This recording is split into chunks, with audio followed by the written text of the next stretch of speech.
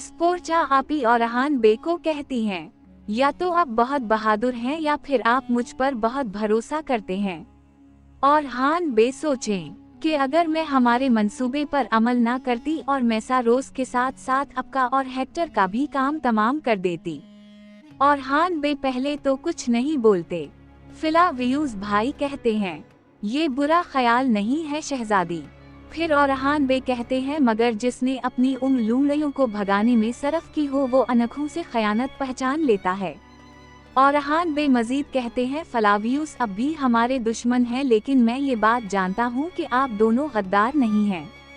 फ्लावियुस भाई और हान बे की तरफ गौर से देखते हैं, फिर कहते हैं कि हमने हेक्टर के पुजारियों का खात्मा कर दिया और अब हमारा मुआहदा खत्म हुआ। और हान बे कहते हैं, ऐसा ही है, अब हम बस सरहद के पास एक पड़ोसी हैं। स्पोर्चा आपी कहती है, अगर आपने अपनी हद पार ना की और उस चीज पर नजर ना डाली जो आपकी नहीं, जैसा कि मैंने आपसे बोरसा में कहा। और हान बे कहते हैं, जो लोग सरहदें खींचते हैं उनके लिए हुदूद का तयन करना एक फजूल कोशिश है शहजादी।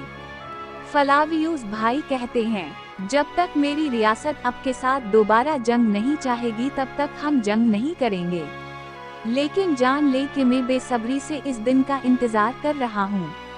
और हान बे कहते हैं, अब दोस्ती और दुश्मनी दोनों में बावकार है फ्लावियुस, और दोनों सूरतों में खुश आमदीद। फ्लावियुस भाई अपना सर हिलाते हुए हाँ करते हैं। फिर और हान बे खलील को कहते हैं कि तैयारी पकड़ें।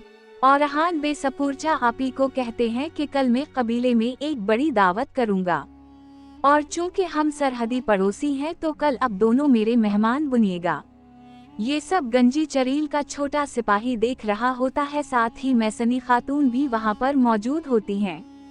स्पोर्चा आपी उनको जाते हुए देखती हैं और कहती हैं कि हम जरूर आएंगे। और हाँ बे, ऐसा लगता है कि स्पोर्चा आपी उनको पसंद करने लगी हैं। फ्लावियुस भाई अपने बाबा के खंजर को देखते रहते हैं, उनकी आंखों में दिख और दर्द होता है। मुझे ऐसा लगता है कि अब फ्लावियुस भाई का किरदार खत्म कर दिया जाएगा, यानी ये कि फ्लावियुस भाई असल में फ्लावियुस भाई हैं ही नहीं, वो कोई और हैं, क्योंकि जिन्हें वो अपना वालिद समझते थे वो दरअसल उनके वालिद नहीं थे। आपको क्या लगता है? कमेंट्स में जरूर बताइएगा। अभी के लिए अल्लाह हाफिज।